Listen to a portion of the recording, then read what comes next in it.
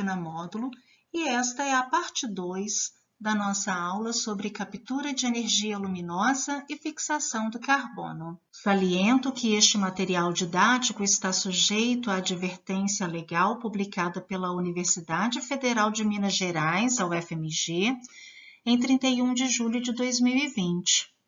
Trata-se de material destinado ao uso exclusivo na disciplina de Fisiologia Vegetal da UFMG e, portanto, não deve ser empregado para outra finalidade, sob qualquer justificativa, sem a autorização escrita do autor dessa videoaula. As figuras utilizadas nessa videoaula foram extraídas do livro Fisiologia Vegetal, 5ª edição, publicado por Lincoln Theis e Eduardo Zeiger, e os demais recursos audiovisuais e outras figuras são devidamente referenciados. Os vegetais estão sujeitos a diferentes intensidades luminosas ao longo do ano. Isso de acordo com a estação do ano, a intensidade da luz solar ela é maior ou menor. E isso, de certa forma, vai impactar na performance fotossintética. Então, quando a gente pensa numa intensidade de luz solar relativamente elevada, há que se considerar que a planta precisa, de alguma forma, se proteger contra esse excesso de energia a qual esteja exposta. Então, os vegetais eles apresentam uma maquinaria de reparo e de regulação fotossintetizante. E de que forma que isso acontece?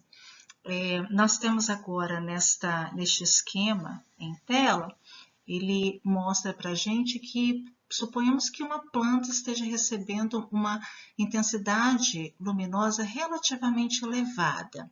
Então, uma parte dessa intensidade luminosa, ela é utilizada. Então, essa energia é transferida de molécula para molécula dentre os pigmentos fotossintetizantes para que ocorra o processo de fotossíntese.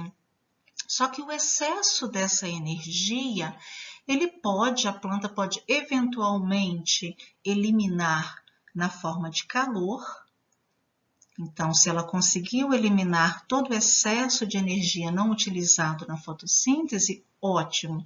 Mas se ainda assim existir uma quantidade de energia que não foi direcionada para a fotossíntese, aquelas células que estão recebendo essa energia a partir da luz solar, elas podem entrar num processo de produção elevada de espécies reativas de oxigênio. O que seriam essas espécies? Por exemplo, o ânion superóxido, o oxigênio singleto, o radical hidroxil, não é o íon, tá?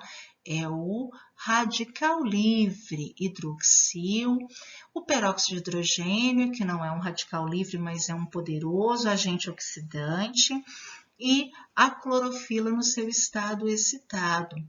Então, com isso, em circunstâncias onde a planta não consegue lidar com esse excesso de energia captada, porque ela não consegue liberar tudo na forma de calor, então uma parte é utilizada para estimular o aumento das espécies reativas de oxigênio, ainda assim aquelas células têm um sistema antioxidante que permite o sequestro desses radicais livres, né?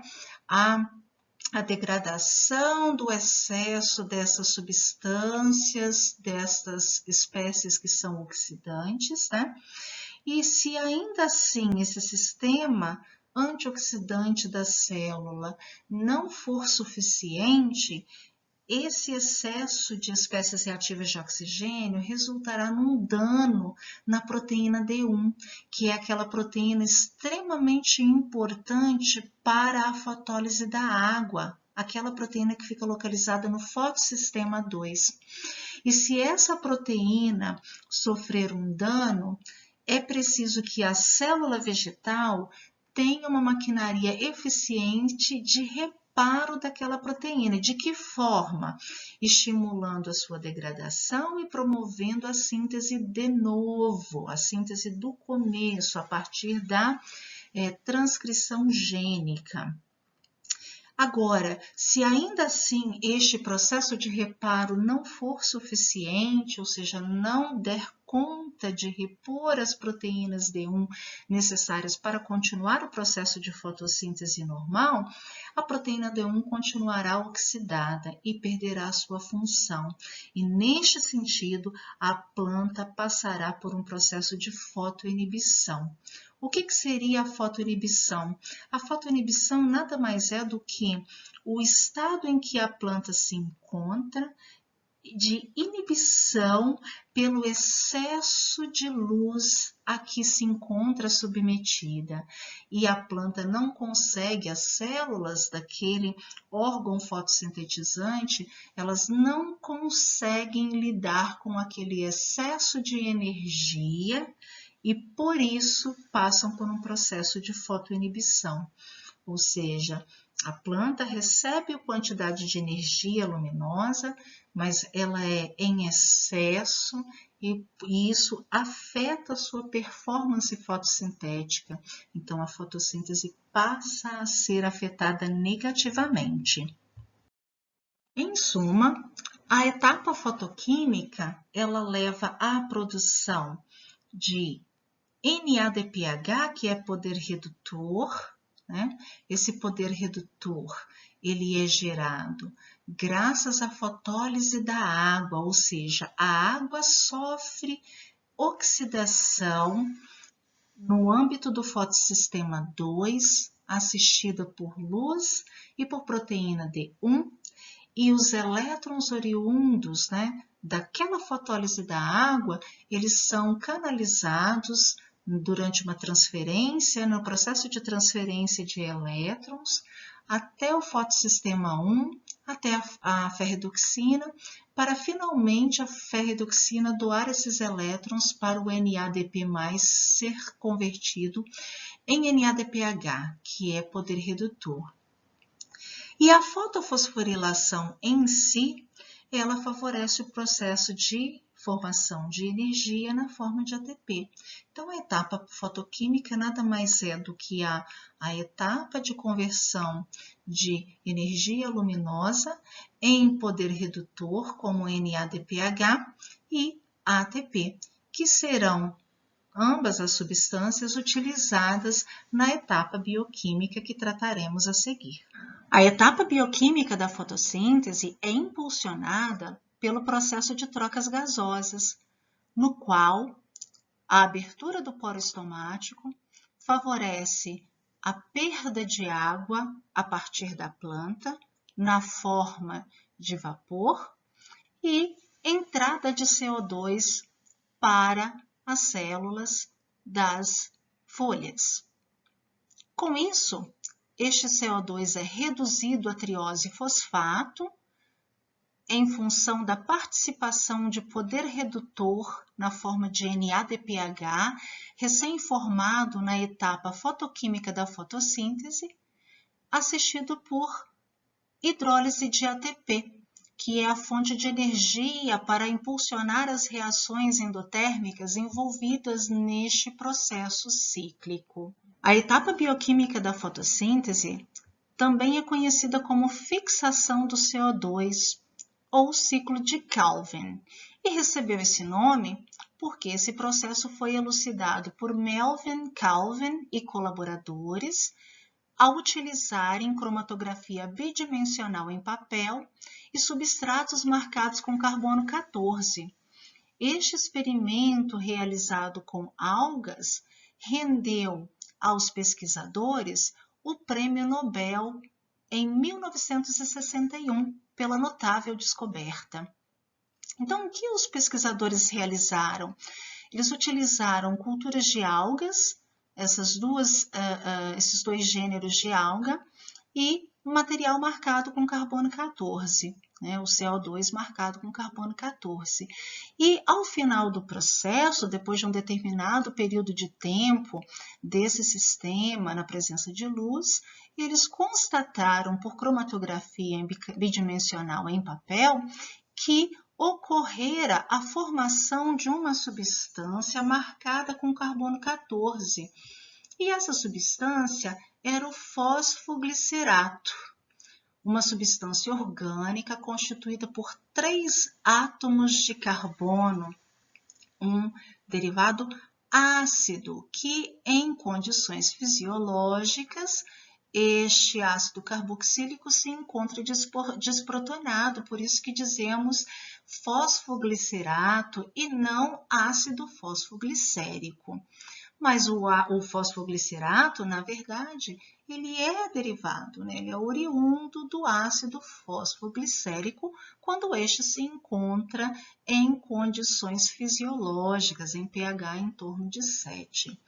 Então, a descoberta, né, de que CO2 marcado com carbono 14, né, levava à produção de fosfoglicerato marcado também com carbono 14, era um indicativo de que algas verdes tinham a competência de, na presença de luz, favorecer esse processo de conversão do CO2 do ar em fosfoglicerato.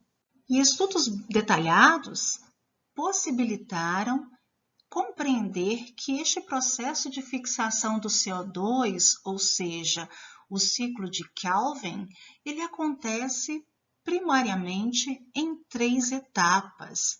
Inicia-se com um processo de carboxilação. Carboxilação, então, é a primeira etapa desse processo cíclico, seguida de um processo redutivo, etapa de redução, seguida de uma etapa de regeneração.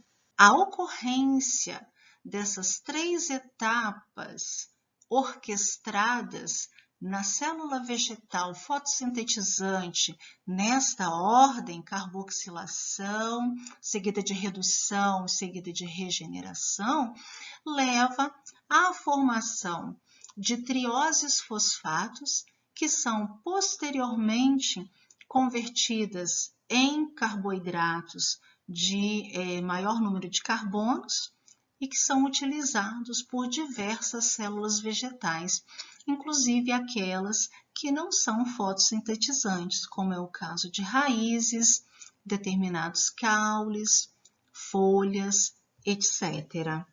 A etapa de carboxilação é catalisada pela enzima ribulose 1,5-bisfosfato carboxilase oxigenase, uma enzima também denominada de rubisco.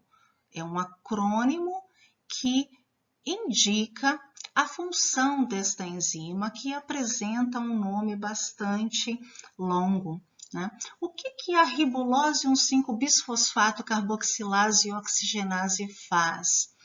Ela pode promover a carboxilação de ribulose 1,5-bisfosfato, ou seja, o seu nome já acomoda o nome do seu substrato, do seu primeiro substrato e o nome do seu segundo substrato, que, dependendo de sua função, se é a função carboxilase, esta enzima promoverá a carboxilação da ribulose 1,5-bisfosfato, ou se o substrato for oxigênio, ela promoverá a oxigenação da ribulose 1,5-bisfosfato. Portanto, a rubisco é uma enzima bifuncional e, além de ser bifuncional, reconhece 2 substratos, ribulose 1,5-bisfosfato, ECO2, ou ribulose 1,5-bisfosfato e O2, oxigênio molecular. No entanto, em se tratando de reação de carboxilação, fica-se entendido que a atividade em ênfase da rubisco é a atividade carboxilase, que impulsiona o processo de carboxilação. Vamos ver então como se dá esse processo? A ribulose 1,5-bisfosfato, um dos substratos da enzima rubisco, possui 5 átomos de carbono. 1, 2, 3, 4, 5 átomos de carbono.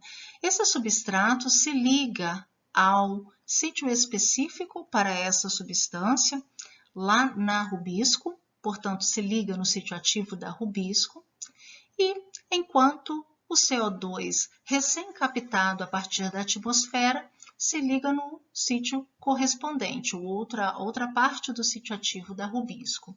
Com isso, a rubisco promove a condensação dessas duas substâncias, formando essa substância intermediária.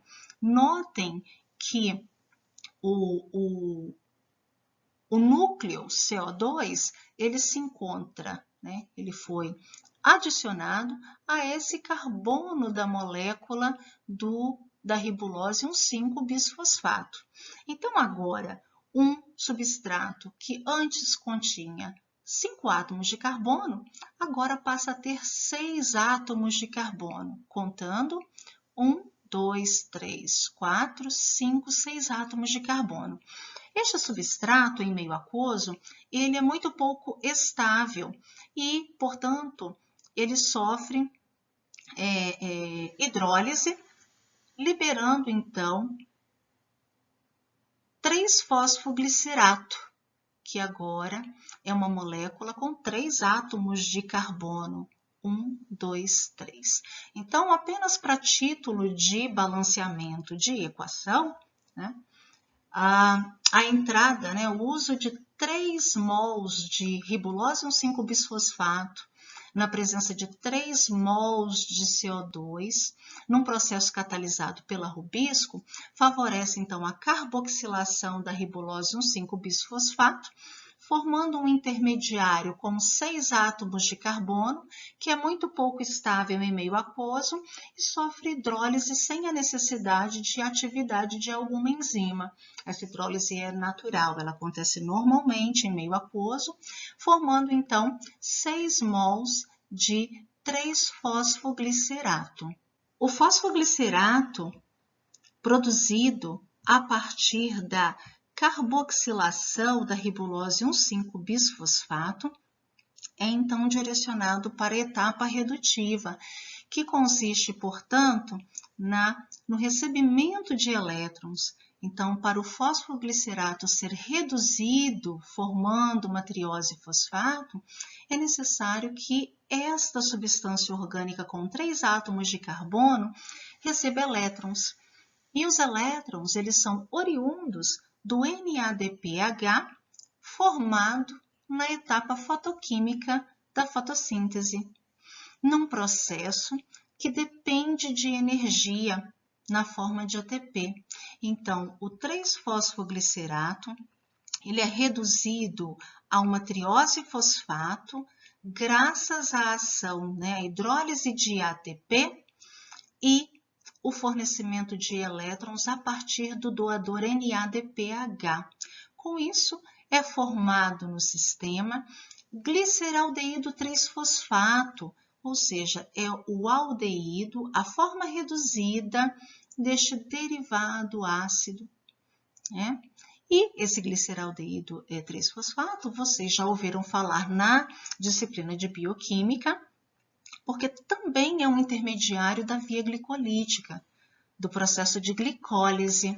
E assim como na glicólise, o gliceraldeído 3-fosfato também se encontra em equilíbrio com a dihidroxiacetona fosfato durante o processo de etapa bioquímica da fotossíntese. E, majoritariamente, esse equilíbrio é deslocado no sentido do gliceraldeído 3-fosfato, por causa de uma enzima que promove essa isomeração. Tá? E agora, essa triose-fosfato, esse gliceraldeído 3-fosfato, ele pode ser direcionado para a síntese de carboidratos, né, como é o caso do disacarídeo sacarose, ou então de um polissacarídeo, né, um polímero de glicose denominado amido para fins de armazenamento, ou, e se ele for produzido, se ele for direcionado para a síntese de sacarose, essa sacarose pode ser utilizada tanto naquela célula fotossinteticamente ativa, quanto pode ser direcionado para outras regiões da planta que ou estão em crescimento bastante acentuado, porque estão em fase de desenvolvimento e seu metabolismo precisa ser impulsionado, tá? Ou simplesmente porque não são fotossintetizantes. Então, essa sacarose pode ser conduzida por meio do floema para diversos órgãos, para impulsionar o crescimento desses órgãos. Tá? Além disso, esse gliceraldeído 3-fosfato também pode ser direcionado para a etapa de regeneração. Por se tratar de um ciclo, é extremamente importante que nenhuma das substâncias que fazem parte deste processo cíclico esteja em falta. Então, a falta de ribulose 1,5-bisfosfato certamente é um fator limitante da continuidade da etapa bioquímica da fotossíntese. Por isso, a ribulose 1,5-bisfosfato ela precisa ser regenerada no processo. Então, vamos ver agora como que se dá a terceira e última etapa do processo de reações bioquímicas que acontecem na fotossíntese, a etapa de regeneração. A etapa de regeneração, ela tem como substrato o gliceraldeído 3-fosfato, que sofre uma série de transformações químicas sucessivas, gerando esqueletos carbônicos que culminarão na formação de ribulose 1,5-bisfosfato. É uma etapa que demanda uma quantidade relativamente grande de energia na forma de ATP, porque são reações endotérmicas. E a hidrólise do ATP, a energia liberada a partir da liberação daquele fosfato inorgânico, oriundo da estrutura do ATP, impulsiona essas transformações químicas, que eu não vou dar detalhes porque são em torno de umas 10 reações químicas. Então, é um processo, é uma etapa bastante elaborada que, para título da nossa disciplina de fisiologia vegetal, basta compreender que é um processo que demanda a hidrólise de ATP para que a ribulose 1,5-bisfosfato, que é um dos substratos da rubisco, possa ser regenerado neste processo. O gliceraldeído formado durante a ocorrência do ciclo de Calvin, ele tem dois destinos. Um deles é o de regeneração da ribulose 1,5-bisfosfato e o outro é o de ser conduzido para a formação de carboidratos ou de reserva, como é o caso do amido, que é um polímero de glicose, ou então de formação de sacarose, que é um disacarídeo constituído de glicose e frutose. Que então, essa sacarose ela pode ser direcionada para outras partes da planta, para que possa ser utilizado como fonte de energia. Então, como se dá essa distribuição, né? Quanto de gliceraldeído é utilizado para a manutenção do ciclo de Calvin, para garantir que ribulose 1,5-bisfosfato seja regenerada, e quanto de gliceraldeído 3-fosfato é direcionado para a biossíntese de carboidratos. Bom, fazendo uma matemática de balanceamento de equação, nós temos que a participação de 3 mols de ribulose 1,5-bisfosfato no processo de carboxilação resulta em 6 mols de gliceraldeído 3-fosfato. Por quê? Porque ao incorporar o CO2 em sua estrutura, esta molécula que contém 5 átomos de carbono agora passa a conter 6, que é um intermediário muito pouco estável em meio aquoso, que sofre hidrólise, liberando então 2 mols de 3-fosfoglicerato para cada 1 mol de ribulose 1,5-bisfosfato consumida. Então, partindo de 3 mols de ribulose 1,5-bisfosfato, são formados 6 mols de 3-fosfoglicerato, que é reduzido a gliceraldeído 3-fosfato, continua então sendo produzido 6 mols, e desses 6 mols de gliceraldeído 3-fosfato formados, 5 deles são conduzidos para a manutenção do ciclo de Calvin, para garantir que a ribulose 1,5-bisfosfato esteja em quantidade suficiente para alimentar aquele ciclo.